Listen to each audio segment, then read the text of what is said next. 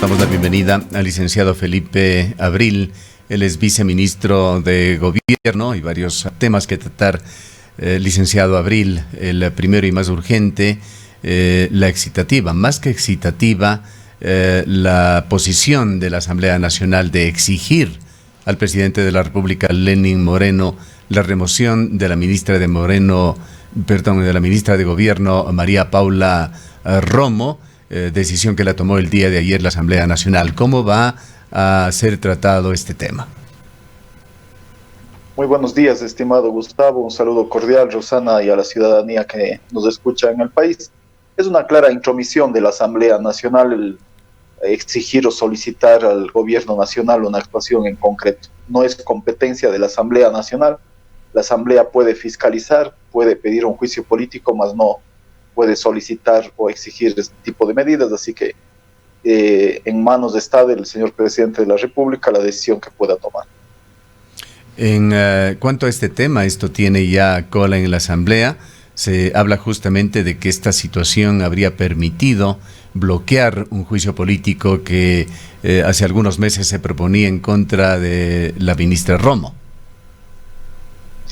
Estimado Gustavo, la ministra Romo ha asistido a la Asamblea alrededor de 30 ocasiones, por pedidos de las mesas, por pedidos del Pleno, por pedidos de entrega de información, por pedidos de asistencia en distintos momentos. Y ella, demócrata como es, ha asistido siempre a los llamados, porque así es como funciona la democracia. La Asamblea tiene que fiscalizar, tiene que hacer los pedidos de información a los ministros y la ministra ha entregado absolutamente todo. Hoy por hoy lo que se busca es un ejercicio de desgaste político al no poder vincularle de ninguna manera con los actos que han tratado de vincularle. Y esta es una realidad en el país, porque lo que sucede en estos momentos es que ya todos están en pre-campaña electoral y lo que buscan, y el mayor negocio que ha encontrado la oposición, es seguir dañando y golpeando la imagen del gobierno. No tiene otro sentido más que este. Usted mire quiénes son los que solicitan quiénes son los asambleístas que solicitan los juicios políticos a la ministra, mire quiénes son los que solicitan esta remoción. Estamos hablando de asambleístas que han tenido una precaria actuación en estos 4 años en la Asamblea y que buscan rescatar de alguna manera el espacio que han perdido y porque están buscando también la reelección. Así que pues lamentablemente así funciona la Asamblea, así funciona con algunos asambleístas que creen que este es lo que necesita el país y no buscar, coordinar y trabajar por sacarle al país adelante en medio de una pandemia Felipe, y de una crisis económica y de salud que no hemos vivido en tantos años. Felipe, muy buenos días. Si bien esta es la posición de la Asamblea Nacional o de ciertos sectores y legisladores de la Asamblea Nacional, ¿cómo va a abordar el tema o cómo ha asumido el tema el Gobierno Nacional respecto de estas denuncias? Del lado del ámbito jurídico se manifiesta que lo expuesto a través de este portal digital de la Posta invalidaría esta información o estos documentos como pruebas para avanzar en una investigación, y que esto de alguna manera se ha manifestado vendría a beneficiar a la ministra Romo en el proceso que se estaría investigando. Pero ¿cuál es la posición del gobierno respecto de estas denuncias? La posición del señor presidente de la República, de la ministra Romo y del gobierno en general siempre ha sido dejar que la justicia actúe de manera independiente. Apoyar el trabajo de la Fiscalía en el proceso de investigación, como siempre se lo ha hecho con la Policía Judicial, con los miembros que articulan el trabajo de investigación. Y si usted lee los chats, no tienen ningún tipo de vinculación con el delito por el cual está denunciado y está investigado el asambleísta Mendoza, que es el cobro de recursos sobre el hospital, la construcción del hospital o el contrato de construcción del hospital de Pedernales, algo que fue denunciado por la propia ministra de Gobierno ante la Fiscalía para que se investigue cuando le llegaron denuncias de ciudadanos que alertaron de esta situación. Entonces, el asambleísta Mendoza, hoy sin explicar su situación y sin defenderse como corresponde, lo que hace es tratar de endilgarle o de vincularle a la ministra de Gobierno en un tema que no tiene absolutamente nada que ver. Si usted mira, no tiene nada que ver los chats con el tema del hospital de Pedernales. No se le asocia a la ministra que haya sido parte de solicitar dineros o de que le entreguen dineros para este tipo de actos. A la ministra lo que le están acusando con estos chats, lo que están buscando es decir que ha tenido un diálogo con el asambleísta y por la ministra de Gobierno. Lo que tiene que hacer es conversar y dialogar con todas las instancias del Estado, ni siquiera solo del gobierno. Entonces, en ello, la coordinación con la Asamblea es un mandato por el estatuto del Ministerio de Gobierno. La relación con la Asamblea la hace Felipe, el ministro o la ministra de Gobierno. ¿Por qué considera usted que el asambleísta, el ex asambleísta Daniel Mendoza, intenta involucrarle a la ministra de Gobierno en esta situación del reparto de los hospitales? Porque son varias ocasiones en las que él ha dicho, ha dado información supuestamente, pero no es más que el discurso de él.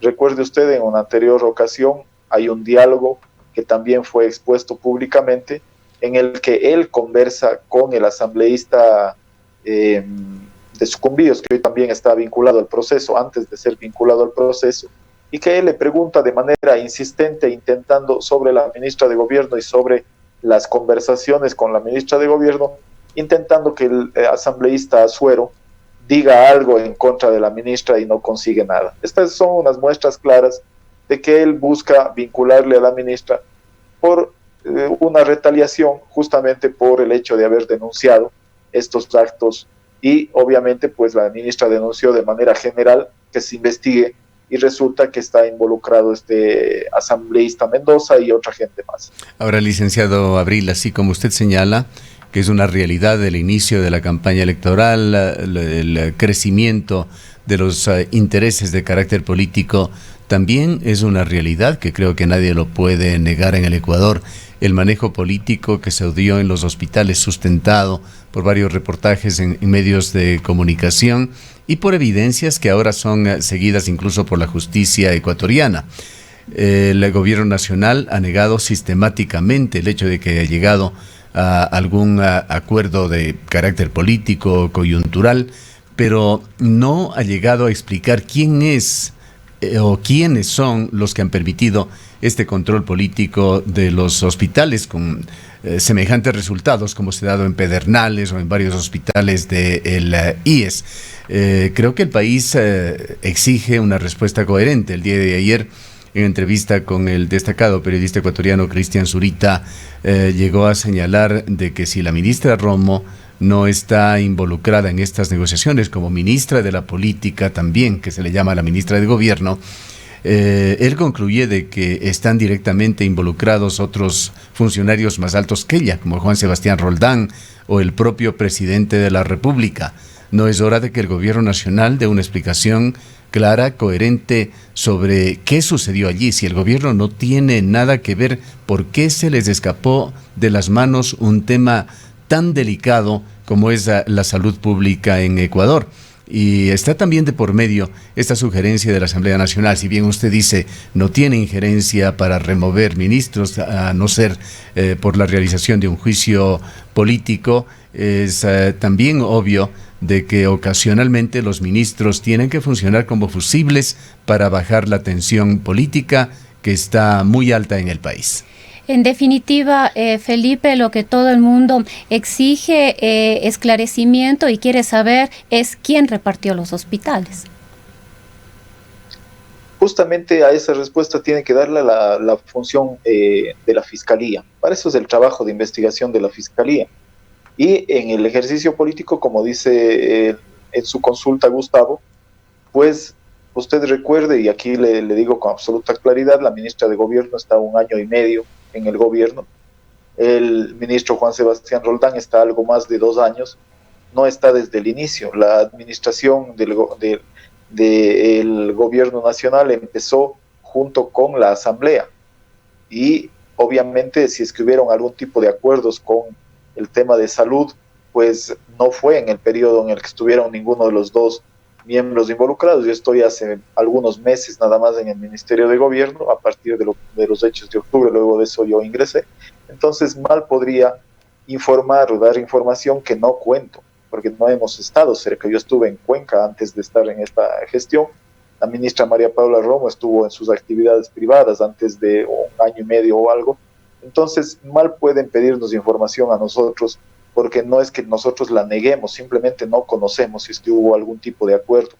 Luego, hablar de un diálogo con la Asamblea y buscar acuerdos para la gobernabilidad es propio del ejercicio del Ministerio de Gobierno. Asimismo es la tarea, eso es lo que nos corresponde, y eso es lo que ha buscado siempre la ministra de Gobierno en sus diálogos y en sus gestiones cuando ha visitado la Asamblea y cuando ha conversado con los asambleístas. Pero hablar de que la ministra haya sido una persona que ha repartido, como lo han dicho, pues no tiene ningún sentido, como le digo, ni por los tiempos coincide. Segundo, en el caso de que hubiese habido algún acuerdo para nombrar a algún gerente en algún espacio, me refiero a anteriores momentos en que nosotros estemos presentes, no creo que nadie haya acordado o le haya dado luz verde para que entren a robar, para que entren a hacer contratos con sobreprecios. Eso me parece que desvía la atención del fondo del asunto, es al menos mi apreciación con toda la objetividad, buscando toda la información que hemos tenido. Creo que desvía el fondo del asunto, porque aquí hay que mirar, por ejemplo, que la red que está descubierta a través de la captura de Salcedo es una red que viene funcionando desde el 2013 y en donde son los Bucaram los que logran de alguna manera meterles en esta red a funcionarios públicos del Ministerio de Salud, y no solo del Ministerio de Salud, sino también del Servicio de Contratación Pública, y logran estos contratos con sobreprecio. Y también en esta época, no hay como desconocer, también en esta época, pero desde el 2013, 2014 viene funcionando este ejercicio, y allí no tuvieron ninguna participación ni ministros ni ministras de salud, ni viceministros de salud, sino que logran un ejercicio para la corrupción con la vinculación de estas personas que son funcionarios. ¿Tenemos algún problema con el audio? Sí, parece que se le apagó su micrófono. Perdone. Adelante. Perdón, Gustavo, adelante. que estoy en el teléfono y estuvo ingresando una llamada. Ya, sí, continúa, por favor. Sí, le decía que el sistema de contratación pública lo que busca es que pase por varias manos el trabajo de contratación.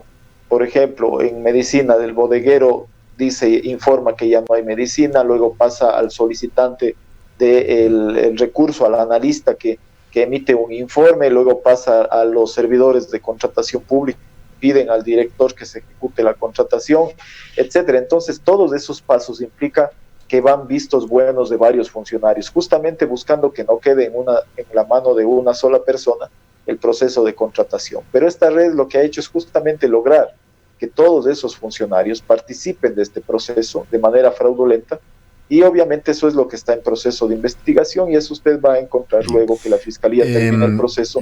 Aceptemos el escenario que usted propone, licenciado Abril, de que no tuvieron nada que ver con hechos del pasado, es decir, no estuvieron involucrados en la acción que posibilitó este manejo mafioso de los Bucaram y otros políticos de los hospitales, pero sí estuvieron en un periodo en que se ponían en práctica estos acuerdos. Habría allí un problema de omisión, por lo menos. Y aquí quisiéramos preguntarle qué ha hecho el gobierno para investigar, por ejemplo, el papel de uno de sus legisladores, un conspicuo legislador, José Serrano, que incluso estuvo en la terna para ser considerado como candidato a la presidencia de la República. ¿Qué papel jugó él en esto? ¿Por qué tuvo que ir él en una avioneta a traer a Bucaram desde Panamá?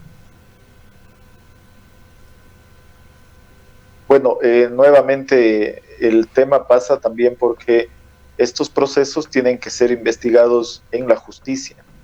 Nosotros como gobierno no tenemos la competencia, Gustavo, de investigar. De hecho, la Secretaría Anticorrupción tenía la competencia de trabajar para prevenir la corrupción, no para investigar procesos de corrupción, pero sí recibieron también denuncias. y esto quedó en manos de personas que estuvieron en su momento. Sin embargo, realmente las pruebas, las preguntas deberían ir hacia el sistema de justicia, que es el que investiga, porque de otra manera vamos a seguir apuntando. Yo creo que hay una responsabilidad política, sin duda alguna, de todos quienes participamos en un gobierno, por los actos que se cometen y por los que no se cometen por actos de omisión también. Pero en el caso concreto de estos temas que tienen que haber sido investigados, tenemos que preguntarle a la justicia, como tenemos que preguntarle a la justicia qué pasó con las denuncias sobre Equitranza, qué pasó con las denuncias sobre los 1.500 millones de dólares invertidos para terraplanar un terreno en la refinería del Pacífico del gobierno anterior, qué pasó con las denuncias del Gran Hermano, que ahora está de candidato y que en su momento se le denunció de haber recibido 90 millones de dólares en contratos.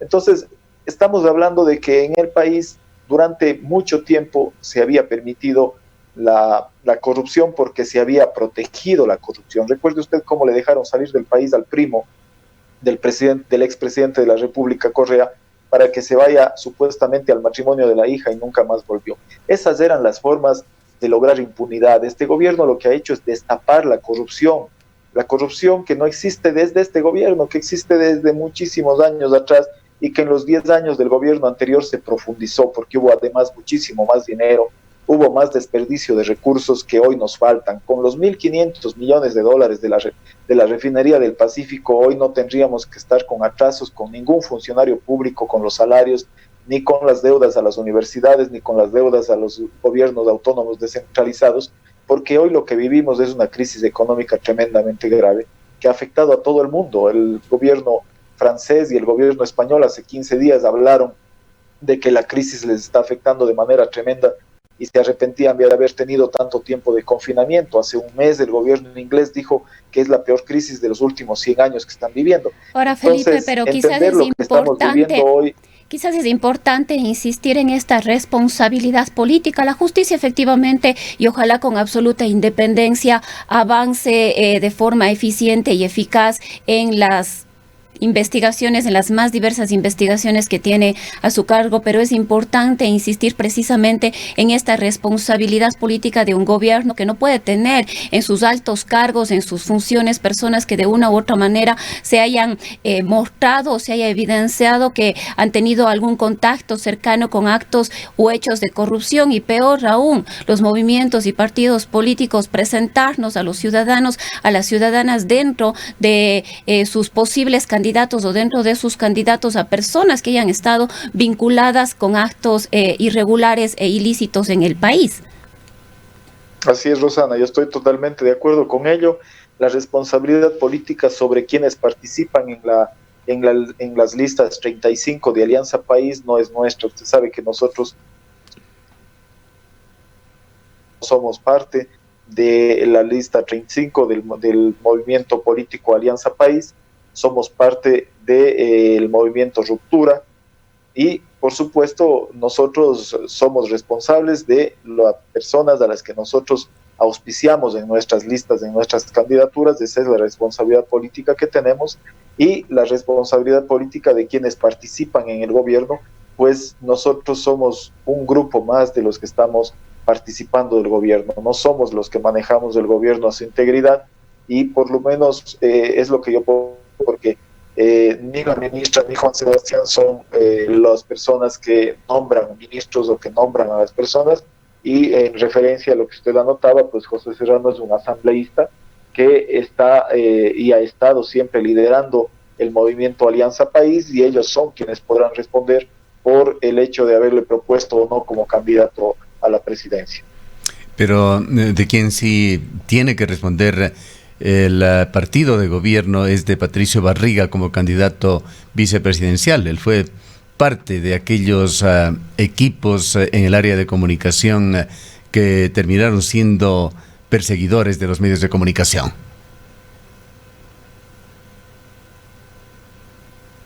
Y más que el equipo de gobierno, estimado Gustavo, aquí insisto porque él es miembro del movimiento político Alianza País, de las listas 35. Nosotros Yo puedo responder como dirigente que fui hasta hace un tiempo del movimiento Alianza País, perdón, del movimiento Ruptura, pero no del movimiento Alianza País.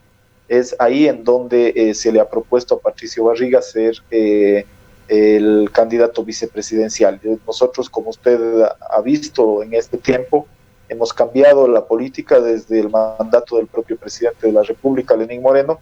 No hay persecución a los medios de comunicación, se han cambiado algunas normas, incluso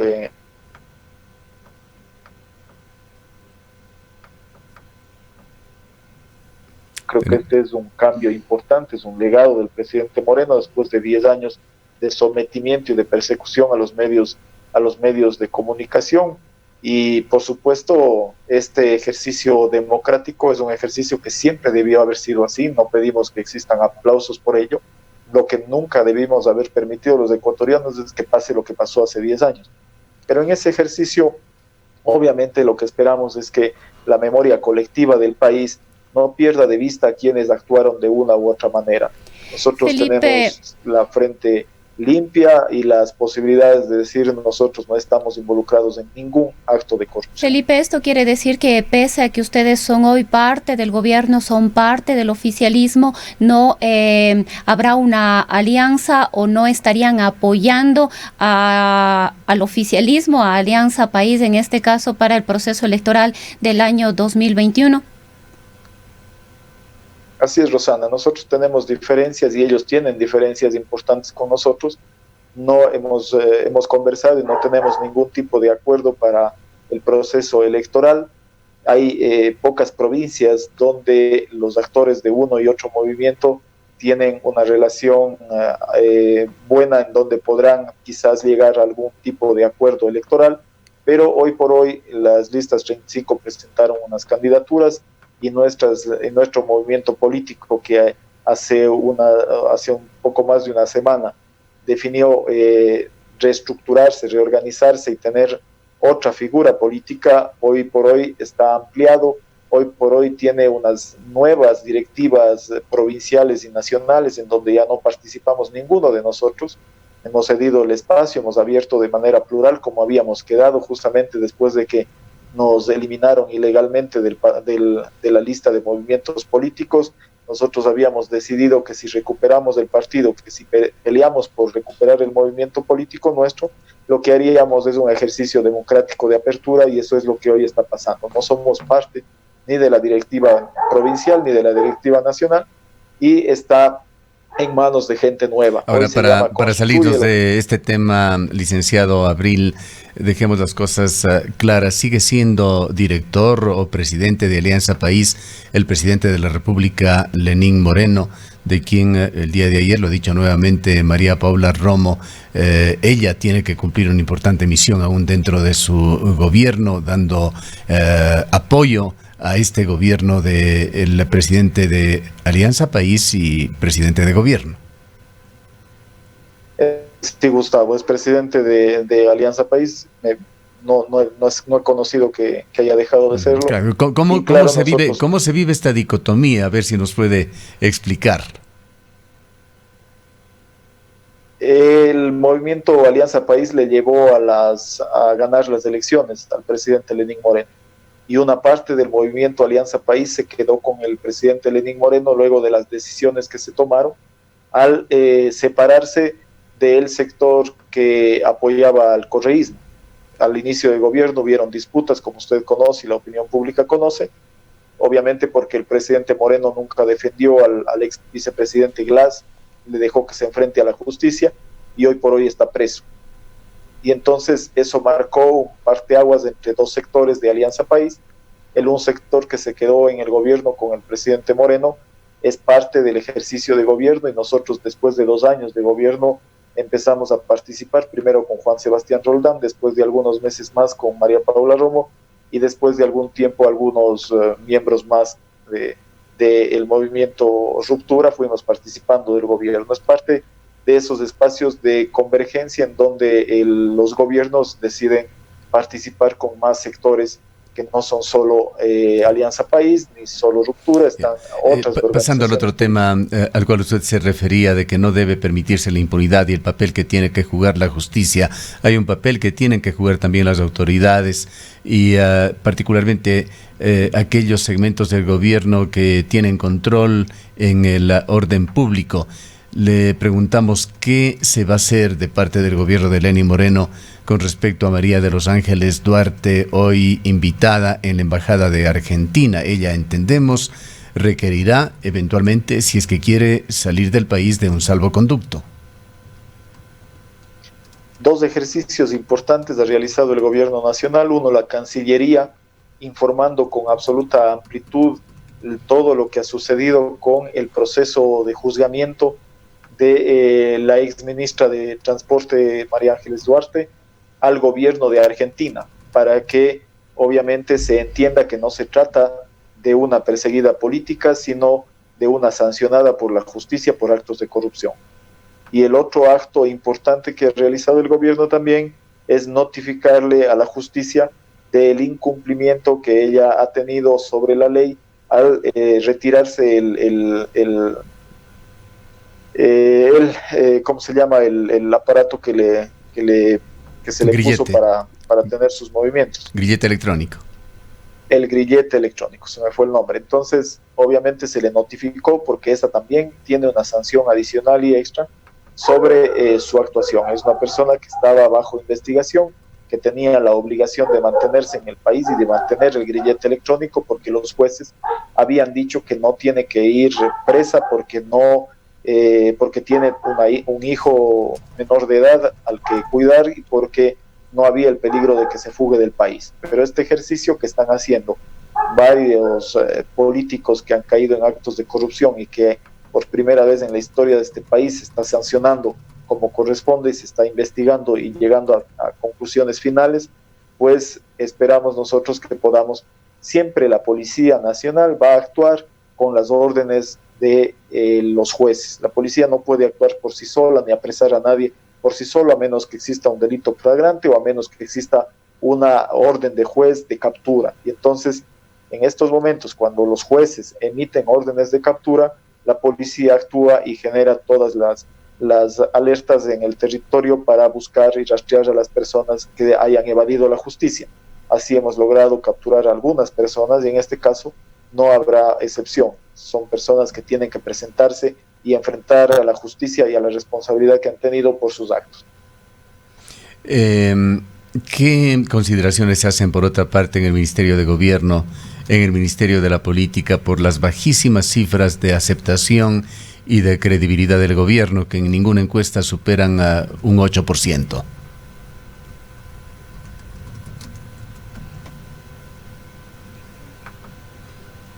Bien, aparentemente ha terminado la entrevista del licenciado Abril, con quien debíamos también plantearle el tema que acaba de quedar en el aire.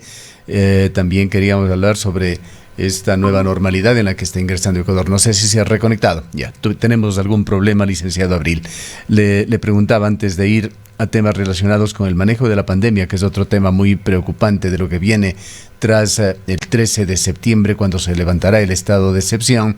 ¿Qué consideraciones se están haciendo a nivel del Ministerio de la Política sobre esas bajísimas cifras de aceptación y de credibilidad del gobierno de Lenín Moreno?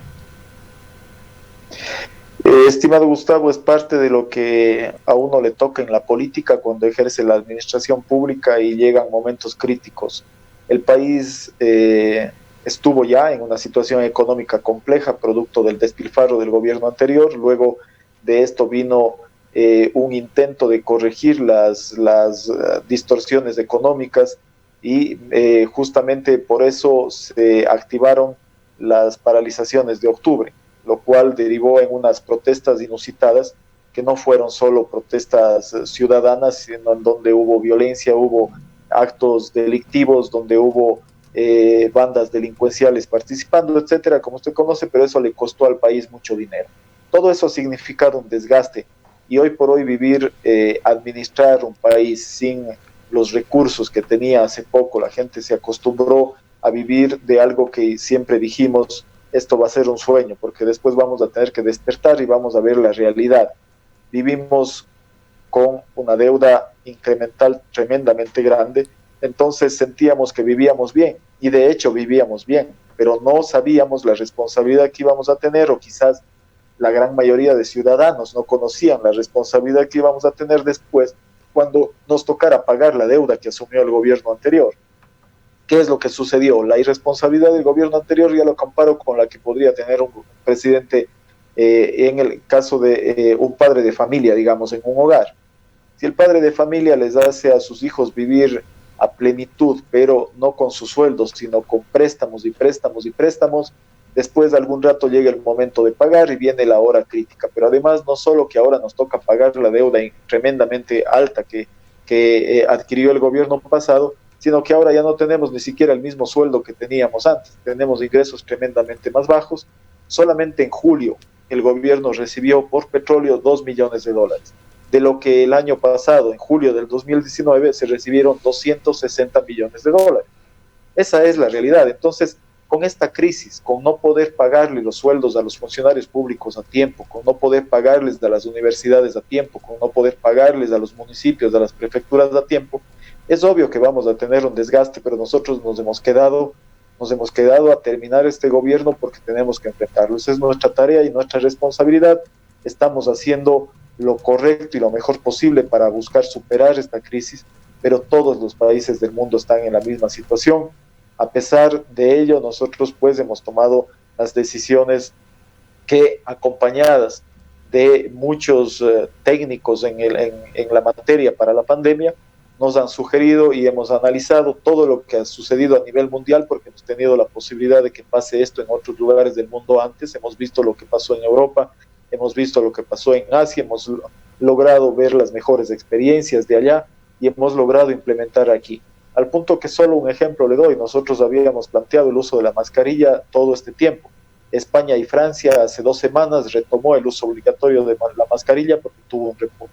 Entonces buscamos convivir con este virus y no dejar que la economía del país colapse tampoco. Convivir con el virus y tampoco dejar que los hospitales colapsen por no tener atención para la gente. Estamos en una línea muy fina, muy delgada, de lograr que la administración pública de los hospitales pueda satisfacer la demanda de las personas que requieren atención. Ahora, y obviamente que se reactive la economía. Pongámonos, licenciado Abril, en el nuevo escenario que se abre a partir del 13 de septiembre, cuando termina el estado de excepción y la pandemia continúa. Con una población mejor entrenada, sí, pero en un riesgo vital muchísimo más alto que al inicio del estado de excepción. El 16 de marzo es muchísimo más fácil contagiarse y entrar una buena parte de la población en una seria crisis con riesgo realmente de vida o muerte, que lo que sucedía hace algunos meses. Y ante la imposibilidad constitucional de seguir dilatando el estado de excepción y en consecuencia de poder tomar una serie de medidas extraordinarias. ¿Qué va a suceder de allí en adelante? ¿Qué normativa se puede y se debe aplicar? Se ha dicho que tendrá que echarse mano a las ordenanzas, a las decisiones de cada municipio, de cada cantón en el país, a lo que le permita, obviamente, la ley, pero que en aquellos casos en los que, por ejemplo, en temas de movilidad no tenga competencias un municipio, el gobierno nacional tomará las decisiones que sean del caso. ¿Cómo vamos a funcionar a partir del 13 de septiembre? Así será, Gustavo. Nos exige un nivel de coordinación todavía más fuerte con los gobiernos locales, pero primero yo quisiera dejar claro que el tema de no poder tener un nuevo decreto de emergencia pasa no por una decisión del gobierno nacional, sino por una disposición de la Corte Constitucional, como ustedes conocen. Claro, la Constitución no permite, así es. Ella es la que no permite tomar un nuevo decreto de emergencia. Ante ello, el gobierno nacional está preparando y trabajando con campañas ciudadanas para lograr la corresponsabilidad de los ciudadanos. Yo creo que es importante decir que cerca de un 90% de la población ha sido absolutamente colaboradora con las decisiones y las disposiciones tomadas y ha contribuido de manera importante para lograr disminuir los contagios, pero hay un 10% de la población que no mismo entiende por las campañas y que requiere de sanciones. Y ahí es donde necesitamos que los gobiernos municipales también actúen con las ordenanzas que generen el problema es que ese 10% puede terminar contaminando al 100%. Así funcionan las cosas. Así es, lamentablemente. Lamentablemente lo que usted dice es así, Gustavo, porque el crecimiento de los contagios se da entre la gente joven, entre la gente entre los 20 y los 40.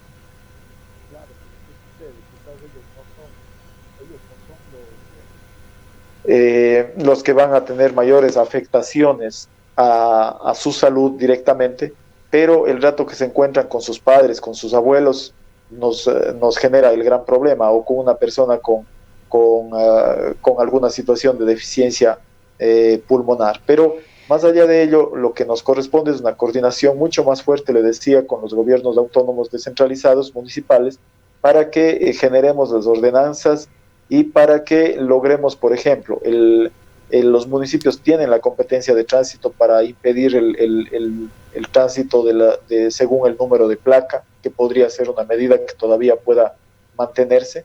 Hay que analizar de a poco, y también tenemos que combinar el trabajo de la Policía Nacional con los otros organismos de control, como son los agentes de tránsito, los agentes... Ahora, Felipe, no hay duda que el tema de la movilidad está directamente relacionado como una de las causas principales con el incremento de casos. Incluso el aforo dentro del transporte público es también considerado como uno de las razones principales por las cuales los contagios continúan en incremento. Quizás lo que preocupa es que todas las decisiones que se han venido tomando por parte del gobierno, del COE nacional, se han venido dando, a diferencia de lo que ha ocurrido en otros países cuando la curva ha empezado a aplanarse o a disminuir. Vemos que aquí... y hablo sobre todo por la provincia de La Suay, por Cuenca, todas estas medidas se han ido tomando mientras la curva sigue en constante y permanente ascenso. Y hace un momento usted hablaba de que lo que se espera es que los hospitales no colapsen. Pues los hospitales ya han colapsado.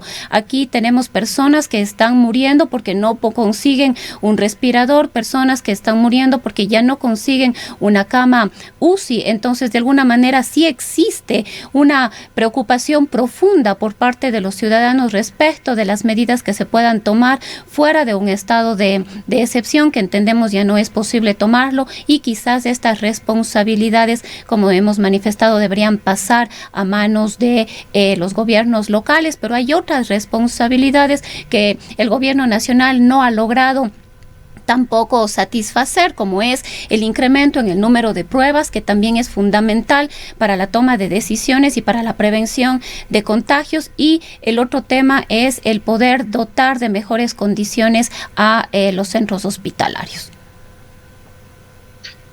Rosana, en medida de las posibilidades económicas del país, en algunas provincias se ha duplicado y en otras se ha triplicado la cantidad de camas UCI y la cantidad de médicos y de personal que asiste. Por eso es que los pocos recursos que han ingresado se han destinado prioritariamente al área de salud. Yo le puedo pasar en el transcurso del día o hasta mañana la información concreta de cómo se ha incorporado y se ha incrementado esta atención.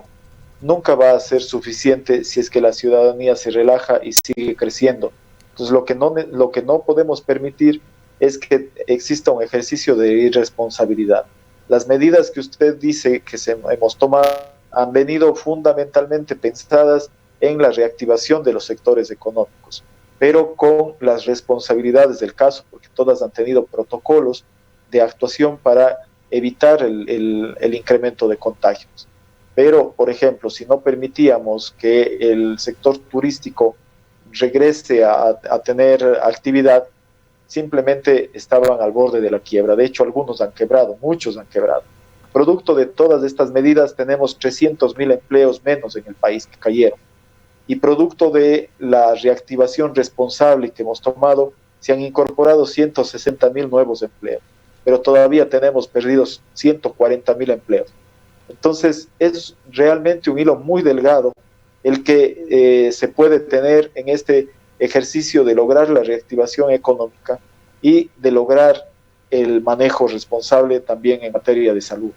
Pero, como le decía, usted no habrá visto que se haya flexibilizado, por ejemplo, fiestas o nada que no sea necesario. El transporte público es necesario, el transporte interprovincial es necesario para la gente. Es una demanda de los ciudadanos que tienen actividad económica entre las provincias y es una demanda de los transportistas. Ustedes también habrán sacado en noticias varias protestas, plantones de los transportistas que ya están colapsando porque los pagos en los bancos les exigen que se realicen y ellos no tienen un solo centavo de ingreso, que también es una realidad. Entonces, estamos buscando que esa reactivación sea paulatina, sea progresiva, pero sea con toda la responsabilidad y con todos los protocolos que nos permitan lograr justamente un equilibrio entre salud y reactivación económica. Nunca vamos a tener un equilibrio perfecto. Hace 2 semanas, una semana, en el Azuay estábamos hablando de efectivamente gente haciendo colas para tener la posibilidad de entrar a una unidad de cuidados intensivos. Hoy esto está ya disminuyendo y esperamos que esto mismo suceda con la responsabilidad de la ciudadanía. No vamos a poder emitir un decreto de emergencia porque nos quitaron la posibilidad de hacerlo. Nos quitó una entidad aparte del gobierno nacional. ¿Qué nos queda? Trabajar con los GATS, trabajar con campañas de educación, y yo creo que aquí es fundamental que ustedes sigan colaborando como medios de comunicación con esa responsabilidad que le han hecho, incluso sacando una publicidad propia desarrollada por ustedes para que la gente no deje de usar la mascarilla en el espacio público, no deje de tener el distanciamiento de 2 metros y no deje de lavarse las manos permanentemente y usar el gel y el alcohol antibacterial, que esos son las medidas fundamentales y mínimas que debemos tomar y que la gente siempre tiene que tener. Yo a veces veo que hay gente que se relaja, que ya está sin mascarilla en la calle. No pueden esperar la sanción ni que esté un guardia ciudadano atrás ni un policía para sancionarlo. Es un tema de responsabilidad, pero como decíamos, ese 10% de la población puede hacer que las cosas se compliquen. Y vamos a tener que sancionar. De hecho, se ha sancionado muchísimo, Gustavo. El tiempo se nos ha agotado, licenciado Abril. Le dejamos en una salida final que rogamos concluir las ideas. Sí, decirle que hacemos el ejercicio responsable en la medida de lo que podemos hacer, porque el país tampoco cuenta con los recursos que quisiéramos. Hemos logrado incrementar recursos con recursos internacionales que no son suficientes. Por ejemplo, para la reactivación, los recursos que llegaron son insuficientes. Hay 3 veces más pedidos de crédito en las cooperativas y en los bancos estatales de lo que alcanzan los recursos. Estamos haciendo gestiones para que nuevos recursos lleguen.